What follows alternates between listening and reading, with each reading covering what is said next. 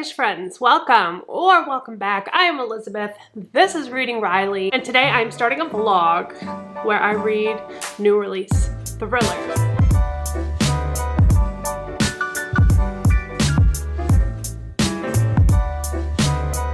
I have 3 books in mind. I'm starting with Real Easy by Marie Rutkowski. I actually got this as an ARC and it came out in January, so I am really behind, need to read this, and I've actually already started this, going good so far. I'll tell you about it in a minute. I also want to read The Violence, who is this by? Delilah S. Dawson, which look how freaking gorgeous this cover is, and it's got, if you can see the face in the shadow, very cool. And then I also want to read The Paris Apartment by Lucy Foley, which comes out tomorrow. Today's Monday, comes out tomorrow, so I don't have that yet. I pre-ordered the audio, so we'll see how that goes. If you're new here, thank you. If you're not new here, thank you. If you're so inclined, it really helps me out if you would hit that subscribe button, hit that like button. Also, I will put all of my social medias down here if you want to connect on some other kind of platform. And don't forget to check out the description down below for information on all of these books and all kinds of other stuff that I put down there. I'm trying to decide if I want to make a rating system for this video. I don't know, y'all. I'm not gonna do it this time, but let me know if that's something that you like watching, because it takes a lot of time editing that stuff, and so it's a little bit daunting for me, but if you guys enjoy that, it's totally worth it. So just let me know. In past videos, like in my Creepy Child video, I did it. In my Reading Romance video, I did it as well. I'll tag those wherever the tag thing is in the cards and down below. Let me know if you guys like how I kind of did a rating system for those, because if you guys like that, I'll keep doing it. But for this video, we're just gonna keep it nice and lax and fun. Today's Monday. On Thursday morning, weather permitting, I will be in New York.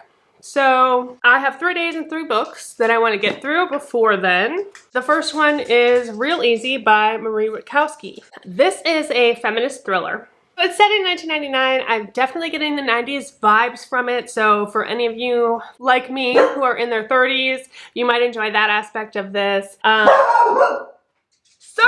We're following a bunch of different points of view, but the story is focused around Samantha, who's our protagonist. She is a dancer at the Lovely Lady Strip Club, and she has been for years. One day this new girl starts. She's just completely clueless. Her name is Jolene, or her dancer name is Jolene. Samantha's dancer name is Ruby. Jolene is just, she's not making money. She's acting a fool. The other dancers don't like her. Ruby feels bad for her, so she tries to kind of like give her some advice. She's like, look, if you want to make money, this is what you got to do. Ruby is the like tried and true. She is a pure professional. She makes her money. She goes home to her boyfriend and her stepdaughter. This does have intersex rep, which I think is amazing. I've literally never read a book with intersex rep, so I think that was really cool. Ruby can't have children. Denver! Really? Do not engage. Fucking chaos every time I try to film. Oh my god, hold on. Where was I at? Oh yeah, Samantha can't have kids of her own, and so Rosie, her stepdaughter, is like everything to her. She wants nothing more than to be an amazing mom to her. But it's hard for her because she's gone on the weekends, she's gone late nights, and she's not always, can't always be there for Rosie when Rosie needs her. Back at the club, Jolene starts to get attached to Ruby. Ruby offered her advice, and Jolene takes this as, we are now best friends. And so Ruby's like, oh god, what did I get into? When a situation goes down at work, Ruby offers to give Jolene a ride home. They're involved in a car accident, and when the police come to the scene, there's only one of the girls in the car. So we go on from there. I don't know how much I want to tell you or what I consider a spoiler, because I don't know yet what is or isn't. I'm about halfway through this. It's interesting because we're getting perspectives from not just Ruby and Jolene, but some of the other girls at the club, some of those girls' kids, the detective who's on the case. We also get a point of view from Rosie. It's interesting. I don't know what's going on. I'm kind of confused. I'm liking this so far. A little bit slow at the start, but once that incident happens where there's the car accident, it like immediately picks up and goes into the action. The characters are definitely well developed. I'm feeling attached to them. I'm feeling connected to them, and I'm definitely interested in continuing. Oh, I just got a package and I think it's book mail, so let's open it up. I mean, it feels like book mail. What did I order? Oh, it has perforation. Okay. Ah! I know what this is. Okay. Oh my gosh, yes! So excited for this. Why is it in a bag? That's weird. I suppose in case it gets rained on. This is my copy of 18 Tiny Deaths. This is a story that follows Frances Glessner Lee. She is the woman who makes these tiny little crime scene dioramas. Well, did. She's no longer with us, but she was such an amazing, amazing woman. And she's basically the mother of forensics and incredible. And this is a story about her life. So stinking cool. I can't wait to read this. I am so excited for this. We're going to finish this. Hopefully today. I've got a lot of cleaning around the house to do. So I'm going to get started on that. And maybe if I finish this today, we'll start the violence. I'm probably not going to get it until next week, but I ordered another bookshelf. I have 2.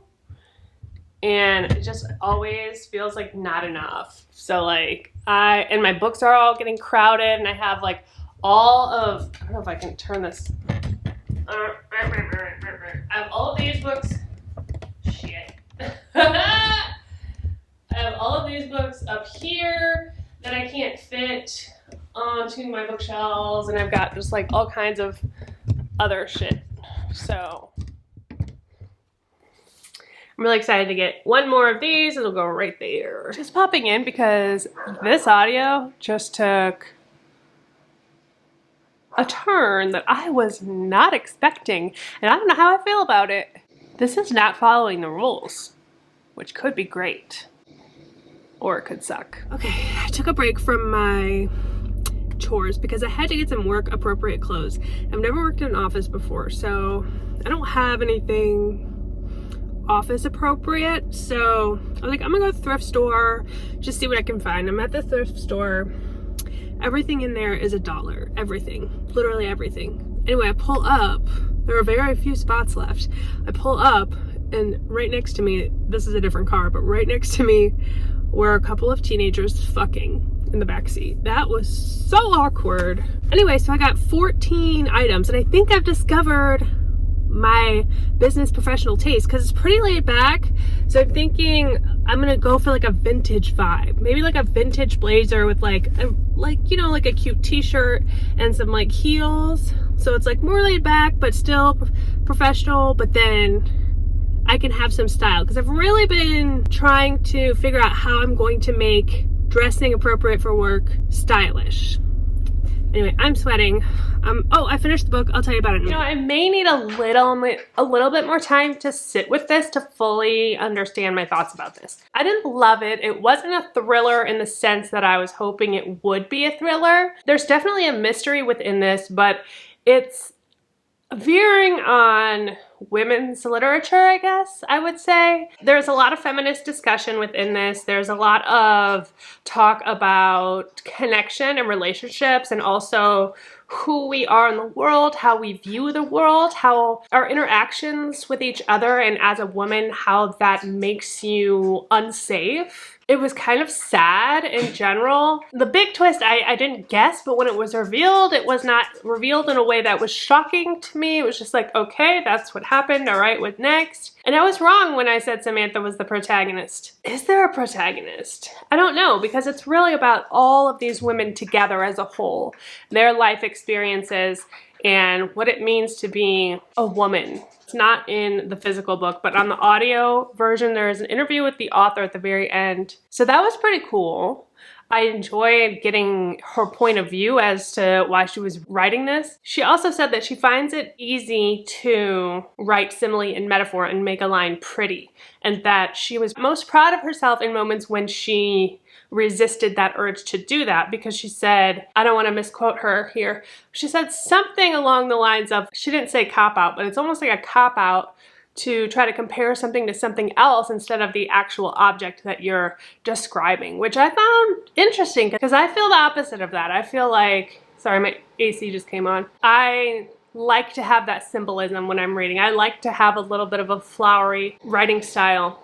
And maybe that's part of the reason I didn't connect with this. I don't know.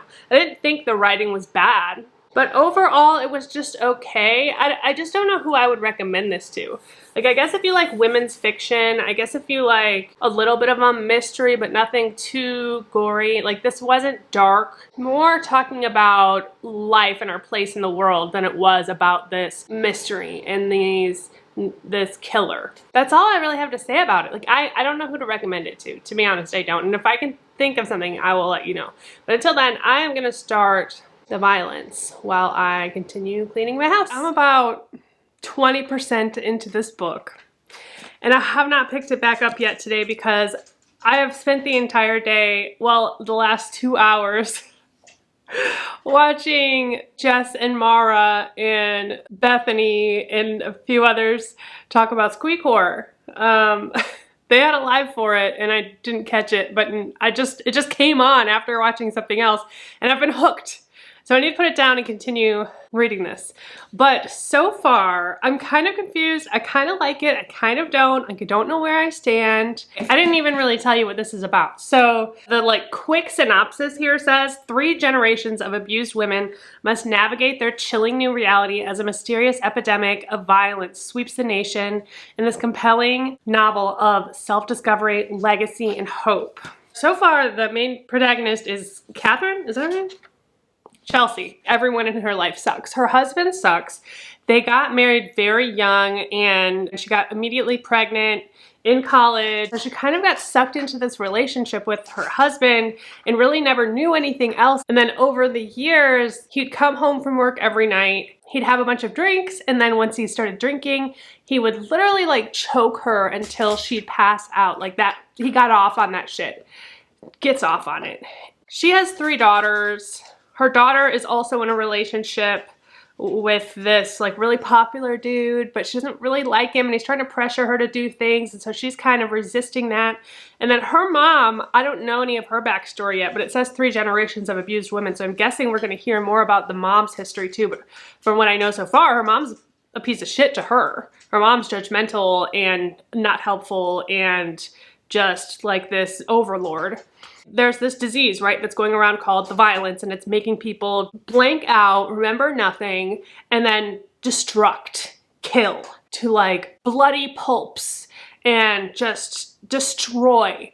And they snap out of it and they're like, what happened? I don't remember anything. And it starts in the supermarket and then it happens in schools. And so Chelsea is hearing about these things and she's wondering if she can use the excuse of the violence to do something about her shitty fucking husband. A lot's happened and it's moving, the pace is good, but I felt like I looked down and I was like, surely this book is halfway over, like so much has happened, and I realized I'm only at 20%, so now I'm like, where else is this gonna go? Like, I have no idea where else this is gonna go. And it's a long book, 494 page long book, so I don't know what else is gonna happen here. Also, I got book mail.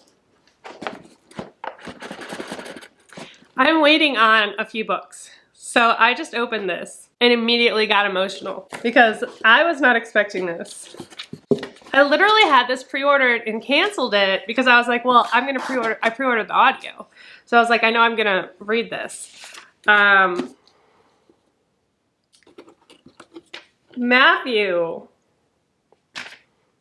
Matthew sent me this. I'm gonna cry. Like, this is so sweet. It just says, enjoy reading with Matthew.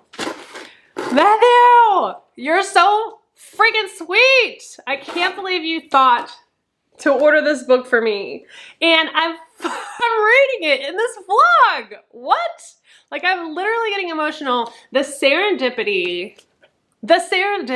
And now I have all 3 physical copies of the books that I'm reading for this vlog. These 2 are like meant to be together, first of all. Yay!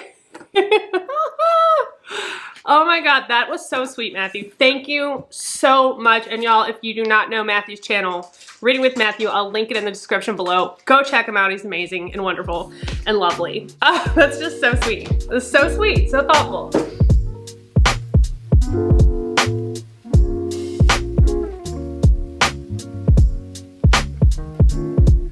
Yeah. Thrill Wednesday. I finished The Violence last night, and I really liked it. There's a lot of social commentary in here. It's very feminism, very feminist, very feminist. The pacing is a bit slower, more of like a horror pacing. I don't know if this is considered a thriller or a horror, if I'm being honest.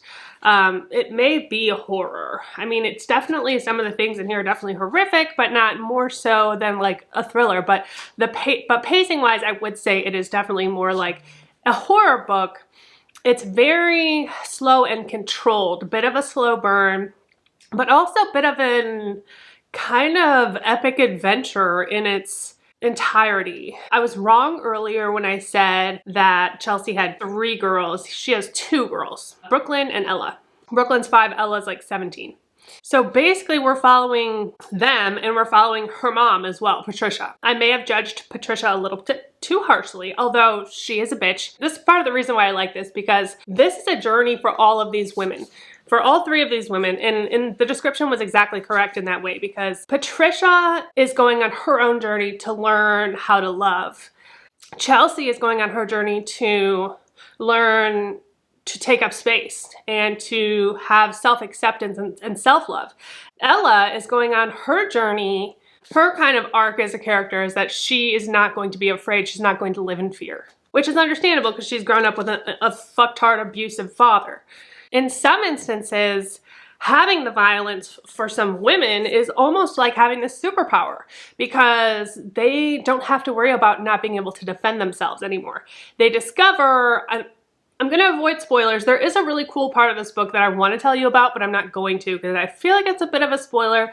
But as far as how this disease works, they do end up getting a vaccine that can cure people that have it. But it's, of course, it's like $30,000 and only the rich can get their hands on it. But one thing that incites the violence is pepper.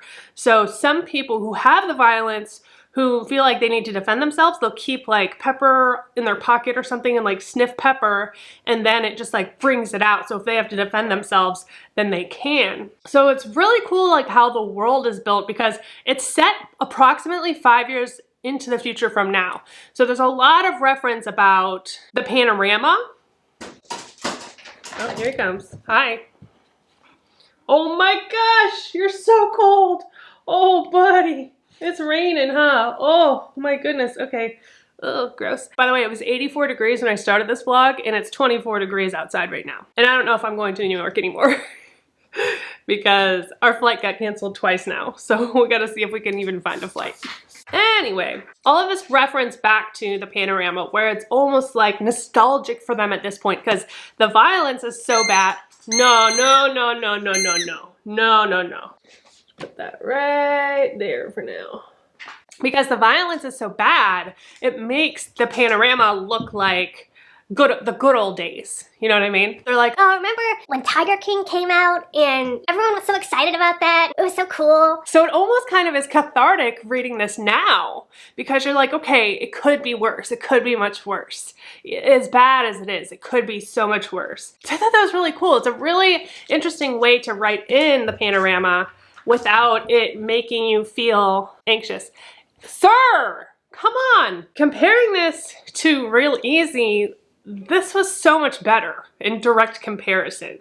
Like, Real Easy was good, but I think I'm gonna give it like maybe 3 stars. Like, I'd recommend it, but I feel like it, in retrospect, it was a little bit all over the place. It was a little bit like too much was going on, not enough of a central theme to make you as invested. But these 3 women, I really got invested in, and I really ended up enjoying their story and enjoying their growth, their character arcs. I loved that I hated the grandma at first, and then in the end, I really love the grandma, and I love her connection with the girls, and particularly the 5-year-old girl is what kind of brought her around. She had kind of a forced proximity situation, and all of these women end up taking their own path. They get separated through things that are related to the violence, and they have to find their way back to each other, and it's kind of like this journey and this process of finding themselves, finding each other, looking for hope, like exactly what it said in the book. Have I been holding this upside down the whole time? Oh my god. Compelling novel of self-discovery, legacy, and hope. And that's exactly what it is. And you hate the men in this story. I was raging at the men in this story. And there's a particular element to Chelsea's storyline where she ends up having to do something to try and get the vaccination and enlists herself in this program, let's just say. But that her whole arc and her whole story was so much fun. And it brings a little bit of levity to the heaviness of this story. But also that's what kind of propels her to address her feelings, address her anger and her rage that she's been holding in for so long. Anyway, I thought it was a really great story. I would definitely recommend this. A little bit of a longer read, but worth it for sure. So I also, like, long story short, I got an iPad. I'm not going to go through the whole story of it, but I had one before, but I couldn't get Procreate. It wasn't working, and so I got a new one. Thank you to my lovely husband for that. And I downloaded Procreate last night, and I finished that book, which felt like nothing because I was just playing on Procreate, and I'm so excited to play around and to be able to get more creative with my thumbnails, with my Instagram, with all kinds of different stuff. I think it's gonna be such a fun thing to learn and to play with creatively. I did start The Paris Apartment this morning while I was getting ready. I'm only about 45 pages into it, but so far, so good. I guess I forgot, or I didn't realize that Lucy Foley was a British author, because the characters in the audiobook are, well, English and French, or maybe it's just set there. Was the guest list, did the guest list have British narrators? I don't remember, but I guess because it is set in France, our main characters are English, so it makes sense. I don't know, but it felt like warm and cozy to me. It brings me back to like when I first started getting into thrillers and I was just listening to Alice Feeney, Ruth Ware, like that type of author, and especially narrator is just like comfy, cozy, homey to me. It makes me feel like it's lovely to hear. It's lovely to, I like the juxtaposition of a thriller in a British accent, because British accent makes me feel like comfy, cozy, homey, and then it's also describing these terrible things. So the dynamic is really cool. So yeah, this is just making me feel really nostalgic and really happy right now. We are getting a bunch of points of view. So Jess is visiting her brother. Well, not visiting her brother. She's coming from England, where she's from, and her half-brother Ben lives in Paris in this like amazing, amazing, beautiful apartment.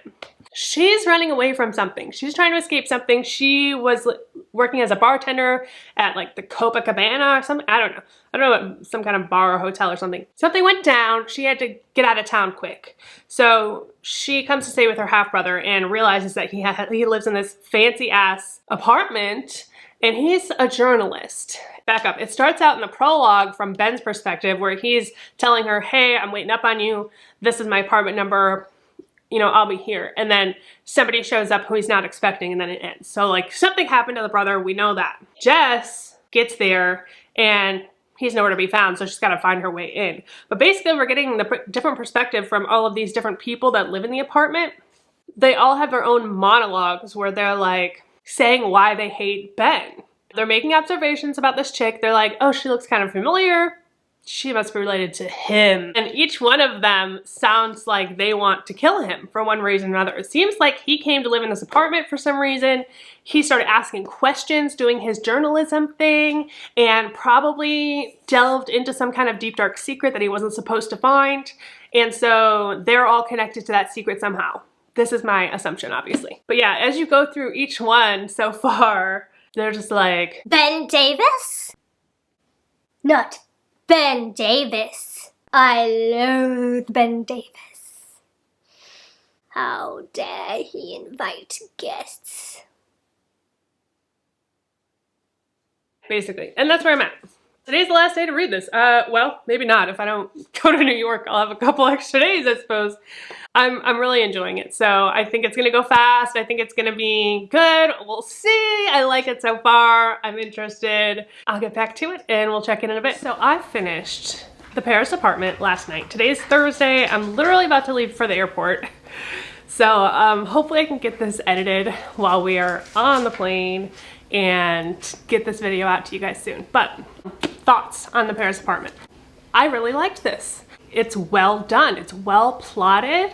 there are tons of twists, like Alice Feeney-esque twists in here, which is really cool because it starts off where like the first half of the book we're just getting information, and then the twists start to roll out, and they're little at first, and then you get another twist, and then another twist, and then it all leads up to this big final twist, which I really loved. It's not a typical twist, which is really cool. I had a good time with this.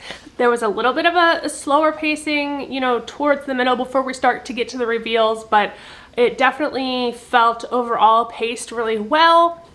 I do feel like this was kind of light and fluffy for me. I don't think it's gonna feel like that for everybody. I think just because I've been reading so much darker things lately and more horror and things like that, I almost feel like a serial killer.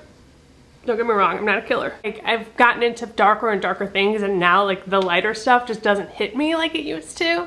Slightly disconcerting, but you know, it is what it is. This did feel a little bit lighter, a little bit fluffier, but fun. I predict that this is going to be very well loved. I think this is going to be big on BookTube this year. I think it's definitely gonna have a place in the Goodreads Awards at the end of the year. I think people are gonna really like this book. And I've only read The Guest List by Lucy Foley. I haven't read The Hunting Party. She has 2 other books before that, which I don't even know if they're thrillers, but they weren't as popular. I gave this one 4 stars, and I think I'm gonna give this one 4 stars too, but I did like it better than The Guest List. In retrospect, The Guest List is probably 3.5 for me, because I did enjoy this one more, but it's not 5-star for me. I think it will be 5-star for a lot of people though.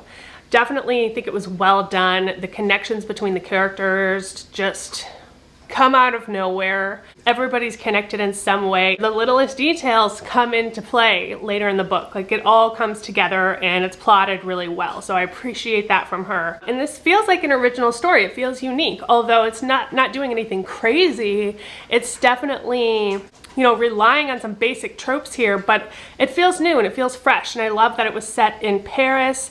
I had so much fun feeling Parisian, especially with the audiobook. The audiobook has several different narrators, so it was really awesome the way it was done. I just realized that my washer and dryer are on, so I'm sorry if that's loud. It really does feel like you're in Paris, which was just like a little vacation. In the audiobook, Lucy Foley narrates her thank you at the end, her thank yous for everybody, and I realized that she pronounces her name Foley, Lucy Foley, so didn't know that. And she also is a Brit, so I was right there. The only other thing that was kind of taking me out, where like the way that it was set up for the characters to talk, because it was so many different point of views, and because there was only a single timeline, she wanted to give you this information from the past, from Ben's experience with these people, but instead of breaking that into 2 timelines, she had a lot of the times the characters would go off on their monologues again. It was like going into a dreamscape type thing where somebody would bring up Ben and they would be like, I remember when I first met Ben.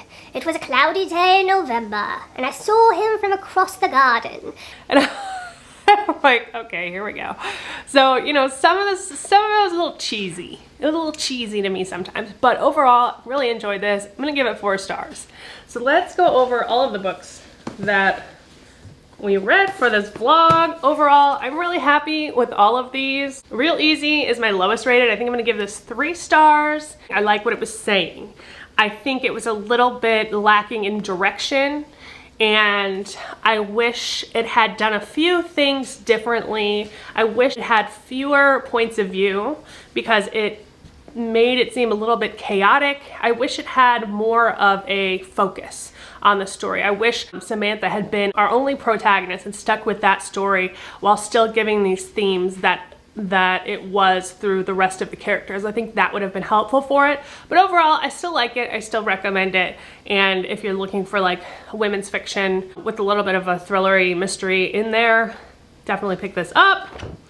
The violence, I really enjoyed this as well. I think I'm gonna give this one 4 stars. This was interesting for me because I typically don't like books with like the whole multi-generational theme. This is different because they're all alive in the same time, all 3 of these women, and it's not like 20 years apart. But generally with multi-generational themes, I never feel attracted to it. It's like pasta, like I never crave it, but I typically enjoy it when I do read it. It feels like a lot for an author to ask me to invest in multiple generations of people before I've even started the book, before I even get attached to any of the characters. I feel pressure that I'm like, oh, I'm gonna have to like deal with their whole damn family. Like I don't have that in me from the outside looking into the story. But typically once I get into it, I find it entertaining, but you know, that is what it is. But anyway, this multi-generational story I really loved. I thought it was hopeful. I thought it was genuine.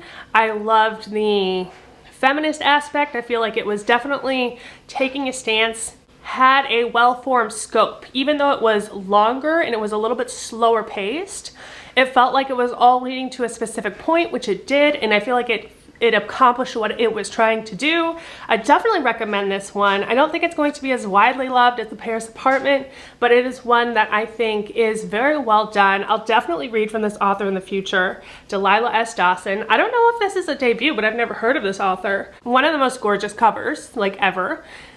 I'm definitely holding it right side up now, so that's good. We're getting somewhere. Yeah, I think that's pretty much all I have to say about that. And then we just went over The Paris Apartment, so I really don't have to say much about this, other than I am going to predict that this is going to be really well loved, and it was really fun to get back into that space, that kind of British thrillery headspace, and go down this road with Lucy Foley. I appreciate it. I think this was fun. 4 stars. That's the end of this vlog. If you're still hanging around, I love you. I love you. I appreciate you. You're the best. You guys are awesome. I am going to vlog while I'm in New York, so stay tuned for that. Hopefully I'll get some cool footage. Don't forget to like and subscribe if you have not already. And don't forget that life is short, so read Riley. Cheers and goodbye.